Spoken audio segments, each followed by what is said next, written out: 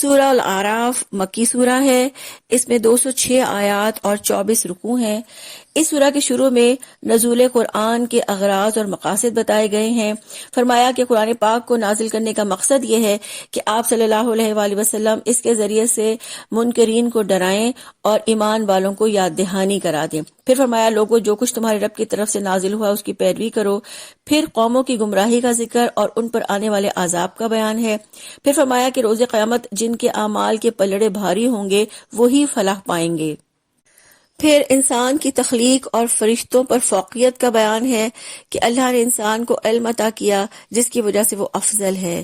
پھر ابلیس کا ذکر ہے کہ اس نے گھمنڈ میں کہ وہ انسان سے بہتر ہے، اس گھمنڈ میں آ کر اس نے سجدے سے انکار کر دیا کہ اسے آگ سے بنایا گیا ہے اور انسان کو مٹی سے، اس لیے وہ انسان سے بہتر ہے۔ پھر فرمایا کہ ابلیس نے اللہ سے انسانوں کو بہکانے کے لیے مہلت مانگی جو اللہ تعالیٰ نے اس کو دے دی، اور فرمایا کہ اللہ نے شیطان کو صرف اتنا اختیار دیا ہے کہ اللہ کے بندوں پر اس کا کوئی اختیار نہ ہوگا، اور وہ صرف اس بات کا مجاز ہے کہ ان کو غلط فہمیوں میں ڈالے، انہیں جھوٹی امیدیں دلائے اور بدی اور گمراہی کو ان کے سامنے خوشنما بنا کر پیش کرے، لذتوں اور فائدوں کے سرسبز باغ دکھا کر غلط راستے کی طرف دعوت دے۔ پھر فرمایا شیطان کو یہ طاقت حاصل نہیں کہ وہ زبردستی کسی کو غلط راستے کی طرف چلائے یا صحیح راستے سے روکے۔ پھر فرمایا کہ بروز قیامت یہی شیطان کہے گا کہ مجھے ملامت نہ کرو اور اپنے آپ کو ملامت کرو کہ تم اپنی مرضی سے دنیا میں غلط راستے کی طرف چلتے تھے۔ پھر فرمایا کہ شیطان اپنی گمراہی کا الزام اللہ تعالیٰ پر ڈالتا ہے اور اپنی غلطی کو تسلیم نہیں کرتا۔ انسان اور شیطان میں یہی فرق ہے کہ انسان غلطی کو تسلیم کرتا ہے اور نادم ہو کر توبہ کرتا ہے، لیکن شیطان اپنی غلطی کو تسلیم نہیں کرتا اور گھمنڈ میں آ کر دوسروں پر ذمہ داری عائد کر دیتا ہے۔ پھر آدم علیہ السلام کی تخلیق کا ذکر ہے کہ اللہ تعالیٰ نے ان میں اپنی روح ڈالی، آدم علیہ السلام اور حضرت حوا کو جنت میں رہنے کا حکم دیا اور ایک درخت کے پاس جانے سے روک دیا۔ پھر فرمایا کہ شیطان نے خیر خواہ بن کر حضرت آدم علیہ السلام اور حضرت حوا کو بہکایا اور کہا کہ درخت کے پاس جانے سے اللہ تعالیٰ نے اس لیے روکا ہے کہ کہیں تم فرشتے نہ بن جاؤ۔ آدم علیہ السلام نے بہکاوے میں آ کر درخت کا پھل کھا لیا تو ان کے اور حضرت حوا کے سطر ایک دوسرے کے لیے کھول گئے اور وہ پھر جنت کے درخت کے پتوں سے اپنے جسم کو ڈھانپنے لگے، گویا سطر ڈھانپے رکھنا انسان کا فطری تقاضا ہے۔ پھر اللہ تعالیٰ نے ان کو پکار کر کہا کہ کیا میں نے تمہیں اس درخت کے پاس جانے سے نہ روکا تھا، اور کیا میں نے تمہیں نہیں کہا تھا کہ شیطان کی بات نہ ماننا یہ تمہارا کھلا دشمن ہے۔ اب آدم اور حوا کی معافی کا بیان ہے کہ وہ فریاد کرنے لگے کہ اے رب، اگر آپ نے ہم سے درگزر نہ کیا اور ہم پر رحم نہ کیا تو ہم یقیناً تباہ ہونے والوں میں سے ہو جائیں گے، کیونکہ ہم نے اپنی جانوں پر ظلم کیا ہے۔ شیطان اور انسان کا فرق یہی ہے کہ انسان خطا کر کے معافی مانگتا ہے جیسے حضرت آدم اور حوا نے مانگی، اور شیطان سرکشی پر اتر آتا ہے۔ حضرت آدم علیہ السلام کی توبہ کو قبول ہوئی اور انہیں پھر زمین پر بھیجا گیا، اور یہ اللہ کا پلان تھا۔ اللہ تعالیٰ نے انسان کو اسی طرح ایک خاص مدت کے لیے زمین میں بھیجنا تھا، یعنی حضرت آدم اور حضرت حوا کو سزا کے طور پر زمین پر نہیں بھیجا گیا، بلکہ اللہ نے تو ان کی معافی کو قبول کیا اور درگزر کیا ان سے، اور اپنی پلاننگ کے مطابق اللہ نے زمین کو آباد کیا۔ پھر لباس کی اہمیت کا بیان ہے کہ لباس صرف زینت اور موسمی اثرات سے جسم کی حفاظت کے لیے نہیں، بلکہ اس کا بنیادی مقصد ستر پوشی ہے، اور تقوی کا لباس بہترین لباس ہے۔ پھر فرمایا کہ کفار اہل عرب خانہ کعبہ کا برہنہ طواف کرتے تھے، اور اس کی وجہ یہ بیان کرتے تھے کہ ان کے بزرگ بھی ایسا ہی کیا کرتے تھے، تو آپ صلی اللہ علیہ وآلہ وسلم نے ان کو اس حرکت سے روک دیا اور کہا کہ اب احرام کی حالت میں ہی خانہ کعبہ کا طواف کیا جا سکتا ہے۔ پھر فرمایا کہ اللہ تعالیٰ نے انسانوں کو پیدا کیا ہے اور اسی طرح وہ آخرت میں دوبارہ انہیں پیدا کرے گا، اور فرمایا کہ گمراہ لوگوں نے شیطان کو اپنا سرپرست بنا لیا ہے۔ پھر فرمایا کہ عبادت کرتے وقت صاف ستھرا اور پاکیزہ لباس پہنا کرو، اور فرمایا اللہ تعالیٰ نے جو چیزیں مسلمانوں پر حرام کی ہیں وہ یہ ہے کہ بے شرمی کے کام خواہ کھلے ہوں یا چھپ کر، اور اپنے رب کی اطاعت اور فرمانبرداری میں کوتاہی کرنا، یہ سب حرام ہے۔ فرمایا حق کے خلاف زیادتی کرنا اور اپنی حدود سے تجاوز کرنا یہ بھی حرام ہے۔ پھر کسی کو اللہ کا شریک ٹھہرانا یہ بھی حرام ہے۔ پھر فرمایا کہ ہر قوم کے لیے اللہ تعالیٰ نے مہلت کی ایک مدت رکھی ہے، جب وہ مدت پوری ہو جاتی ہے تو اس کے بعد مزید گنجائش نہیں ہوتی۔ پھر فرمایا کہ جب اللہ کی پکڑ ہوگی تو یہ منکرین حق اپنے خلاف خود گواہ ہوں گے۔ پھر فرمایا کہ ہر گمراہی کی ابتدا کرنے والا بعد کے سب لوگوں کے گناہوں کا ذمہ دار ہوگا اور وہ اپنے گناہ کا بھی ذمہ دار ہوگا۔ پھر فرمایا کہ جن لوگوں نے اللہ کا انکار کیا ان کا جنت میں جانا ایسے ہی ناممکن ہے جیسے سوئی کے ناکے سے اونٹ کا گزر جانا۔ فرمایا اللہ کو ماننے والوں کا مقام جنت ہے، یہ پہلا گروہ ہوگا۔ جنت ان کے اچھے اعمال کے بدلے ان لوگوں کو ملے گی جو وہ اچھے اعمال دنیا میں کرتے رہے ہیں۔ اور پھر فرمایا روز قیامت مسلمانوں کا ایک گروہ ایسا بھی ہوگا جن کی نیکیاں اور گناہ برابر ہوں گے، وہ جنت میں داخل نہیں کیے جائیں گے لیکن وہ جنت کے امیدوار ہوں گے اور ان کا فیصلہ بعد میں کیا جائے گا۔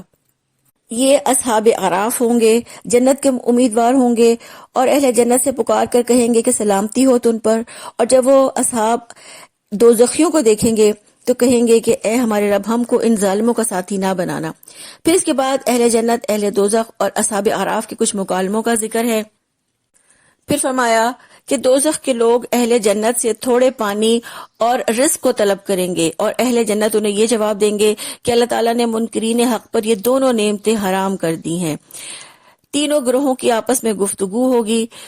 پھر فرمایا کہ قرآن پاک ہدایت اور رحمت ہے ان لوگوں کے لیے جو ایمان لائے۔ اللہ تعالیٰ نے آسمان اور زمین کو 6 دن میں تخلیق کیا۔ پھر فرمایا کہ زمین پر فساد برپا نہ کرو، اللہ کا خوف رکھو اور اللہ ہی سے امید رکھو۔ پھر فرمایا کہ ہوا، پانی، بارش یہ سب اللہ تعالیٰ کی نشانیاں ہیں۔ پھر حضرت نوح علیہ السلام کی دعوت کا ذکر ہے۔ حضرت نوح علیہ السلام کی قوم شرک میں مبتلا تھی، انہوں نے نوح علیہ السلام کو جھٹلایا۔ اللہ تعالیٰ نے نوح علیہ السلام کو اور ان کے ساتھ ایمان لانے والے ساتھیوں کو کشتی میں نجات دی اور مشرکین کو پانی میں غرق کر دیا۔ پھر قوم عاد اور قوم ہود کا بیان ہے، اور ان کا نتیجہ بھی وہی ہوا کہ اللہ تعالیٰ نے اپنے پیغمبروں کو اور ان پر ایمان لانے والوں کو بچا لیا اور سب شرک کرنے والوں کو تباہ و برباد کر دیا۔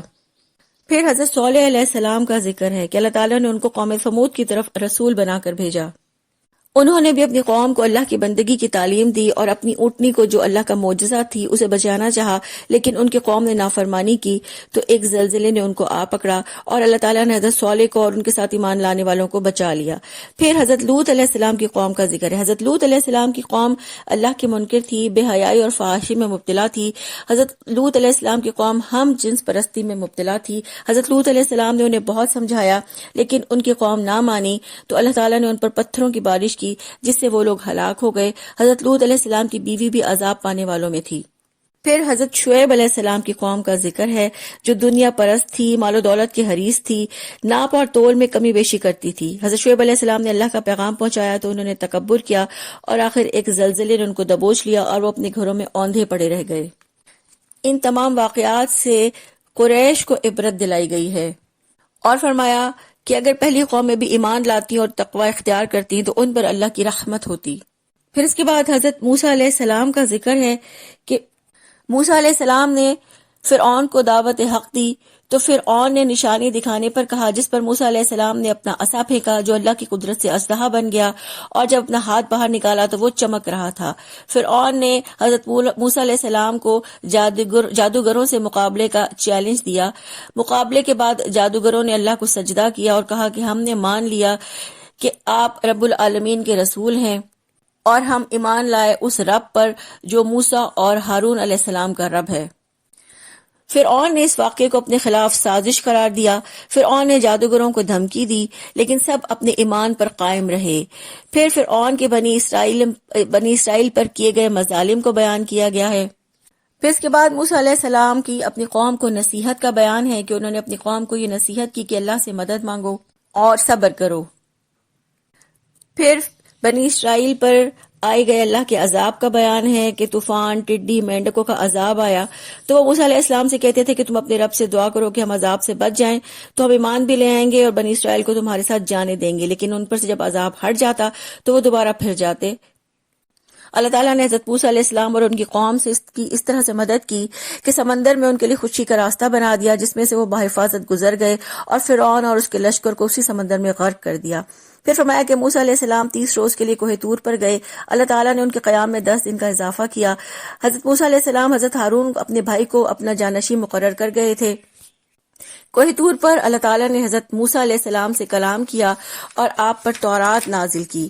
موسیٰ علیہ السلام کے جانے کے بعد بنی اسرائیل بگڑ گئے اور سونے کا بچڑا بنا کر اس کی عبادت کرنے لگے۔ حضرت موسیٰ علیہ السلام واپس آ کر ان کے اس فعل پر بہت ناراض ہوئے۔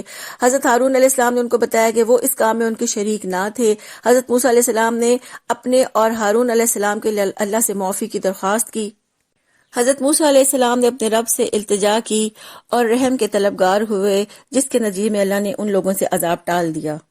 حضرت موسیٰ علیہ السلام کی قوم کا ایک گروہ حق پر چلا، اللہ تعالیٰ نے اس کو 12 گھرانوں میں تقسیم کیا۔